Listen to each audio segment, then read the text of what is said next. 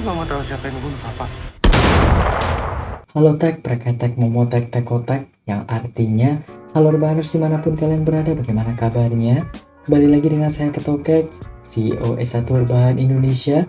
Sebagai seorang pengangguran dan beban keluarga, di video kali ini saya akan merangkum sebuah film Indonesia yang sangat brutal dan beradrenalin lagi, yang berjudul The Big Four tahun 2022. Di mana film ini adalah salah satu film terbaik di tahun ini yang masih berada di posisi pertama di Netflix dan masih hangat-hangatnya. Film ini akan berkisah tentang 4 pembunuh bayaran yang sudah pensiun namun harus kembali mendapatkan masalah karena kedatangan seorang wanita. Film ini juga dibintangi oleh artis-artis top Indonesia yang salah satunya adalah Abimana yang juga menjadi Gundala di film Gundala. Penasarin? Langsung saja untuk mempersingkat durasi karena habis ini saya mau jalan-jalan sama Miho Ichiki. Jadi seperti biasa, saya teruskan posisi rebahan, kencangkan celana dalam, selamat menonton, dan inilah alur ceritanya.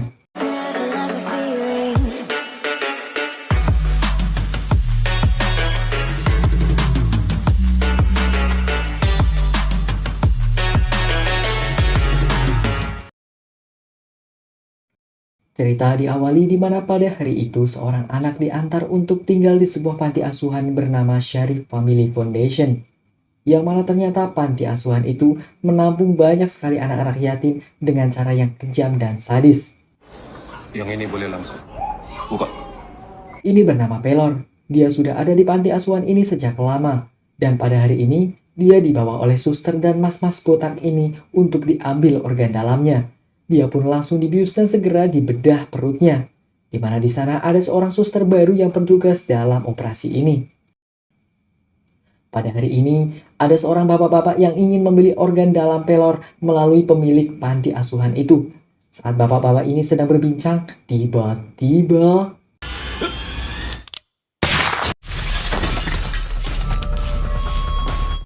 ya, dia adalah Topan. Dia langsung menembak dan membunuh orang-orang di sana dengan sangat brutal dan beradrenalin, yang mana ternyata suster baru ini juga merupakan teman Topan yang menyamar untuk menghabisi orang-orang yang ada di sana.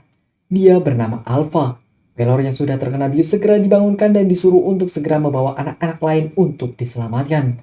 Dengan sangat membabi buta, Topan dengan mudah menghabisi semua pasukan yang ada di sana tanpa tersisa satupun.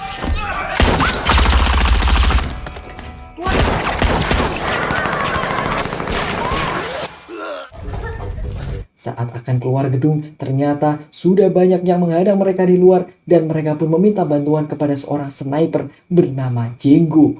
Dengan menggunakan AWM-nya yang bernama Siska, dia menghabisi sisa penjaga yang ada di sana dari jarak jauh dan itu sangat keren sekali. Kenapa sih? Kayaknya sungkan. Banyak gaya lo. Saya juga sniper. Aman. Dan mereka pun dijemput oleh bapak-bapak yang bernama Petrus, di mana dia adalah atasan mereka berempat yang sekaligus merupakan bapak angkat mereka. Setelah semuanya selesai, mereka berlima akhirnya pulang dengan naik sebuah mobil dan mereka disebut dengan The Big Four. Ini adalah Dina.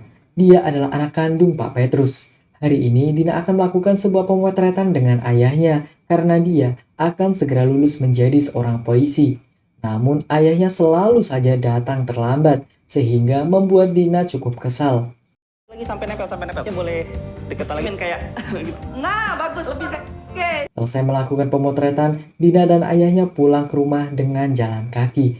Namun ayahnya tidak pernah mau memberitahu apa pekerjaannya kepada Dina yang membuat Dina marah kepada ayahnya. Malam itu, Pak Petrus mendatangi markas The Big Four dan mengatakan kalau dia akan segera pensiun, di mana anak-anaknya kaget dan tidak menyangka kalau Pak Petrus akan pensiun dengan mendadak, terutama Topan.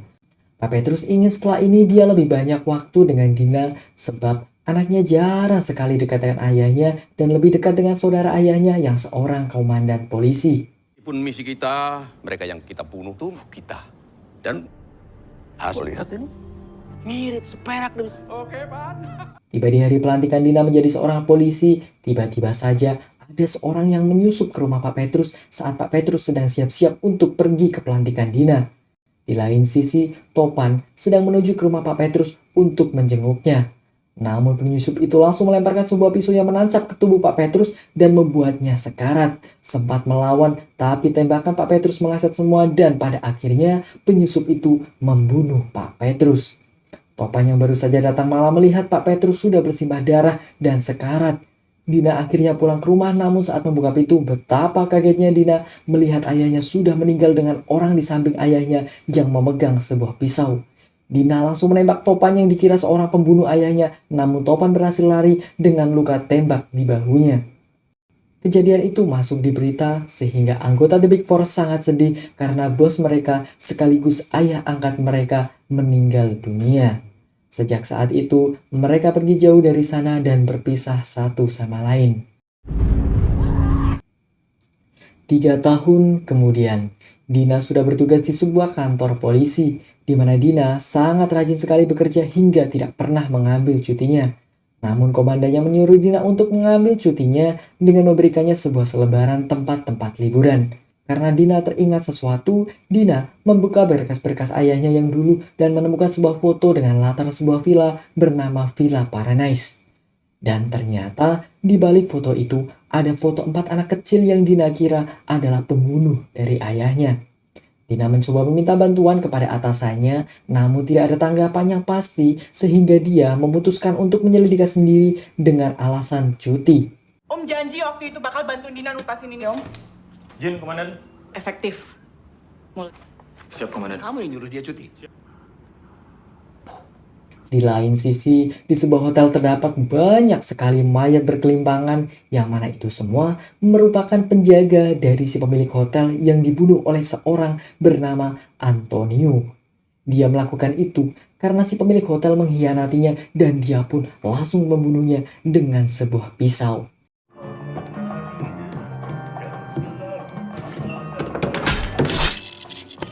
Tenang, Don. Tenang, Don. Namun tiba-tiba saja dia mendapatkan sebuah telepon untuk membunuh seorang wanita yang bernama Dina. Gak bisa lu telat-telatan. Siap, bos. So? Lu suka ke pantai gak? Singkat cerita, Dina sudah sampai di tempat tujuannya yaitu Villa Paradise. Yang ternyata villa itu sudah tutup, tapi Dina tetap masuk ke sana.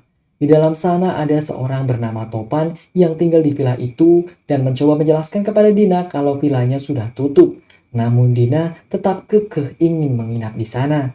Dina juga bertanya tentang ayahnya, namun Topan pura-pura tidak kenal bahkan tidak mengetahuinya. Dengan berat hati, Topan akhirnya mengizinkannya untuk menginap di sana. Saya pikir dong.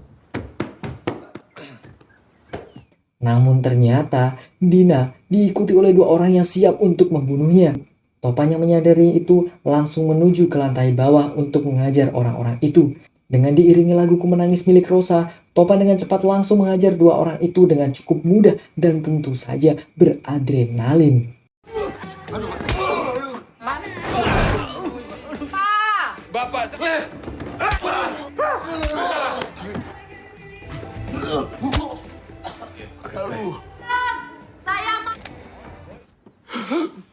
Selesai dengan itu, Topan memberitahu kalau dia adalah anak angkat Bapak Dina. Dina cukup kaget dengan fakta itu. Sehingga Topan mengantarkannya ke anaknya yang lain untuk menjelaskannya kepada Dina. Dina dibawa ke sebuah gubuk tua yang bernama Gubuk Cinta. Yang mana itu adalah tempat tinggal Jenggu yang sekarang menjadi seorang paranormal bernama Bapak Jenggu. Di sini hilang aura nih, Kak. Oh, iya. kesini anjing. Baru jaga kutip-kutip bu. Jenggo tak sengaja memberikan Dina sebuah minuman yang berisi kulit kodok, sehingga Dina malah keracunan dan berhalusinasi. Antonio dengan pasukannya mencari ke Villa Paradise, namun Topan dan Dina sudah tidak ada di sana, sehingga dia mencari ke tempatnya Jenggo. Dina semakin berhalusinasi dengan melihat Topan dan Jenggo seperti sesosok monster yang membuat Dina menjadi ketakutan. Tiba-tiba saja Pelor datang ke sana dengan membawa sebuah bedil berwarna emas. Namun Pelor kaget melihat Dina yang dikiranya adalah seorang nenek gayung, sehingga Dina menyerang mereka bertiga dan terjadilah keributan di sana. Nenek gayung. Lot, bukan. Lot. Hentikan semua kegilaan ini. Ingatlah, adalah cinta.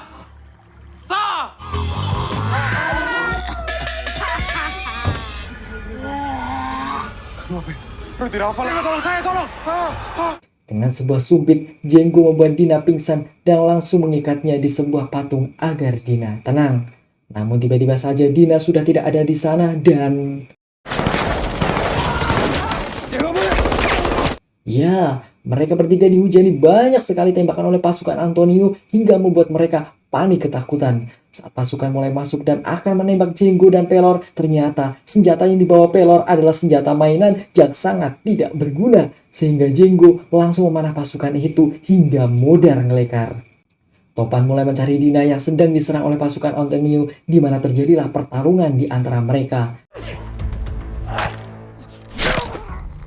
Yang mana pasukan Antonio semakin membabi buta dengan menembakkan sebuah RPG ke arah Jenggo dan Pelor. Dengan menggunakan senjata M4, Jenggo mulai melawan pasukan Antonio, namun dia dengan mudah sekali dikalahkan oleh Antonio yang hanya menggunakan tangan kosong saja.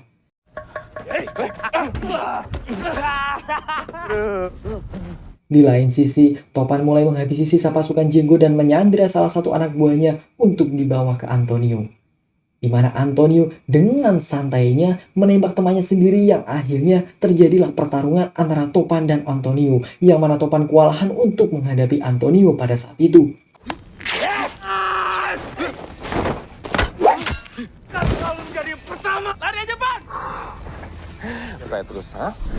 Akhirnya kita juga tahu kalau Antonio adalah anak angkat dari Pak Petrus yang pertama. Saat Antonio akan membunuh Topan, tiba-tiba saja terdengar suara dangdut yang mana itu berasal dari motor Tosa yang dibawa oleh Pelor dan Dina.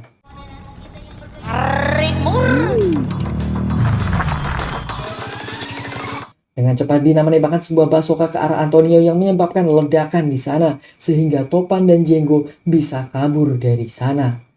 Dengan menggunakan motor Tosa kredit milik Pelor, mereka berempat melarikan diri dari tempat tersebut. Sempat dikejar oleh Antonio menggunakan motor KLX hasil tendang pintu, namun mereka berhasil melarikan diri walaupun dengan luka yang cukup parah. Mereka pun bersembunyi di sebuah gubuk untuk mengobati luka-lukanya. Saat Dina melihat bekas luka tembak di bahu Topan, dia pun langsung ingat kalau orang yang membunuhnya adalah Topan. Dina pun marah dan pergi dari sana. Namun Dina akhirnya diantar oleh Pelor untuk menuju ke tempat Alpha untuk mengetahui kebenaran dari semuanya. Singkat cerita, pagi pun tiba, di mana Dina dan Pelor sampai di tempat Alpha. Yang mana saat ini, Alpha menjadi seorang pengedar senjata yang berkedok sebagai seorang biduan keliling. Jenggo dan Topan mendatangi seorang bernama Selamat untuk mencari tahu tentang Antonio dan apa yang sebenarnya terjadi. Kata Pak Selamat, Antonio adalah seorang pembunuh bayaran dan seorang penjual senjata terbesar di Asia Tenggara yang mana aslinya dia bernama Suranto. Pak Selamat memberikan dokumen milik Antonio kepada Topan sebagai informasi untuk menangkap dan memberitahu kalau Antonio pergi ke tempat Alpha. Di lain sisi, Antonio meminta bantuan kepada seorang tentara psikopat bernama Warno untuk membantunya menghabisi The Big Four.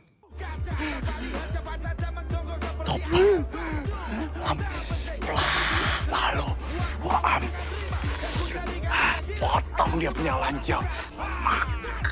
Setelah mendapatkan informasi dari Alpha, Dina malah mengatakan kalau mereka dan ayahnya adalah seorang pembunuh, yang tentu saja itu membuat Alpha dan Pelor sangat marah dan tidak terima. Tiba-tiba saja pasukan Antonio menembaki mereka bertiga dan membuat mereka harus bersembunyi dan menyelamatkan orang-orang yang ada di sana. Dengan bekerja sama dan bermodalkan senjata M1014 skin gratisan, akhirnya mereka bertiga berusaha menghabisi pasukan Antonio yang ada di sana dengan membabi buta.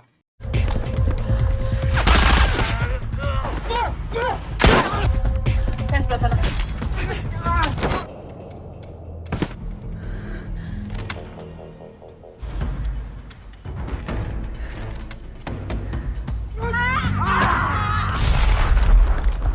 Tiba-tiba saja Warno datang dan membawa Pelor untuk disandra.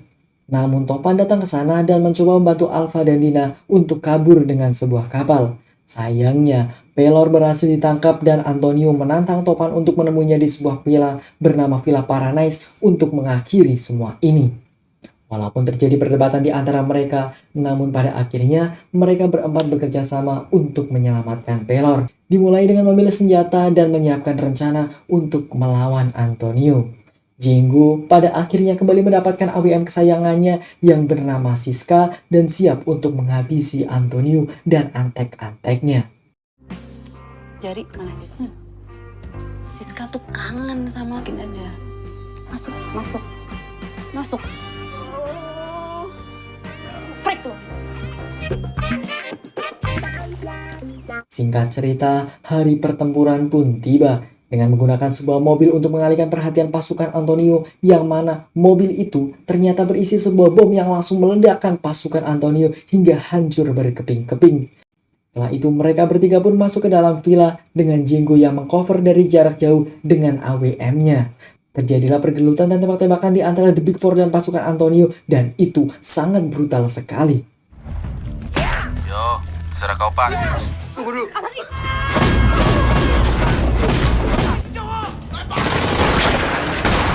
Clear. Alpha. Dengan sebuah shotgun, Dina berhasil membunuh beberapa pasukan Antonio, namun Dina harus berhadapan dengan Warno yang sangat brutal dan siap untuk membunuhnya. Topannya sudah dihadang oleh Antonio segera menghajarnya, namun Antonio masih unggul di atas Topannya membuat Topan kesulitan untuk mengalahkannya.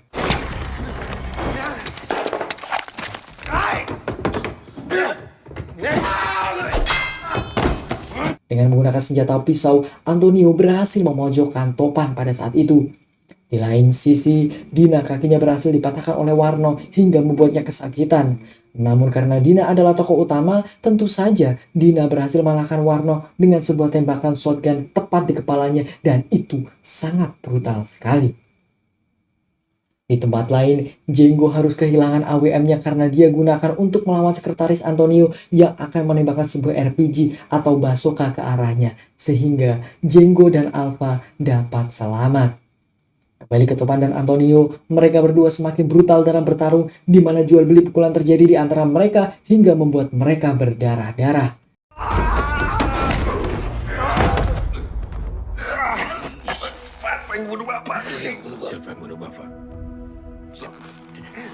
Antonio berhasil menusuk tangan Topan, namun Topan berhasil melawan dan mencoba menyelamatkan Pelor.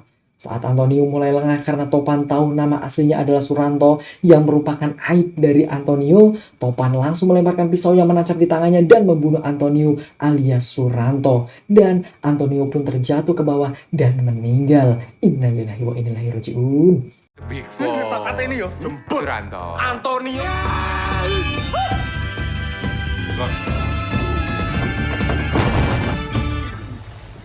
Alhamdulillahnya semua selesai, di mana Dina sudah menghubungi polisi agar datang ke sana. Namun karena Topan dan yang lainnya tidak ingin tertangkap, dia langsung mencium Dina dan memborgol tangan Dina di jendela.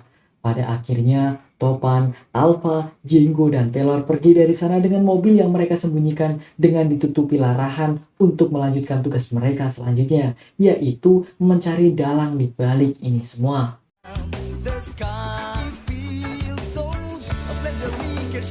Di akhir film, terkuak bahwa kepala polisi yang juga teman Pak Petrus adalah orang yang menyuruh untuk membunuh Pak Petrus dan orang di balik kekacauan ini semua. Namun, dia juga masih punya bos lagi yang seorang wanita dengan penutup mata bergambar laba-laba, dan siapakah dia? Kita tunggu saja nanti di film selanjutnya. Dan film pun selesai.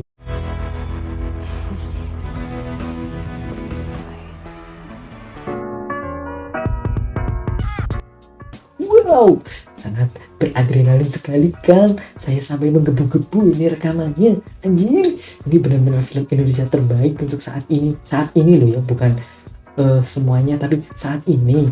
The Raid juga bagus, yang lainnya juga bagus, tapi ini juga bagus. Bener-bener bagus lah pokoknya. Dari segi cerita, actionnya, komedi, sampai sinematografinya benar-benar wow sekali, bener-bener bagus. Pokoknya kalian harus nonton film aslinya. Walaupun kalian dengerin saya cerita dan ngebacot, tapi kalian wajib nonton film aslinya biar lebih menggebu-gebu dan urat-urat adrenalin kalian semakin keluar. Seperti itu, saya beri nilai 10/10 untuk film ini pokoknya. Dan saya yakin pasti ini bakal ada film keduanya sih, pasti ada lanjutannya. Karena kan di animenya masih gantung dan kita belum tahu siapa wanita itu dan kenapa semua ini harus terjadi. Jadi kita tunggu saja kelanjutannya akan sebrutal dan sebagus apa nantinya. Oke, seperti biasa, pesan yang bisa kita ambil dari film ini adalah ketahui apa pekerjaan orang tuamu. Itu. Jangan lupa like, komen, dan subscribe video ini untuk mengganti biaya kopi dan kuota ketika saya mengedit video ini. Saya Ketokek, mewakili seluruh tim S1 Rebahan cabang Slovakia mengucapkan terima kasih dan sampai jumpa di video selanjutnya. Matur nuwun. Tiket parkir pesawat alien. Hamber.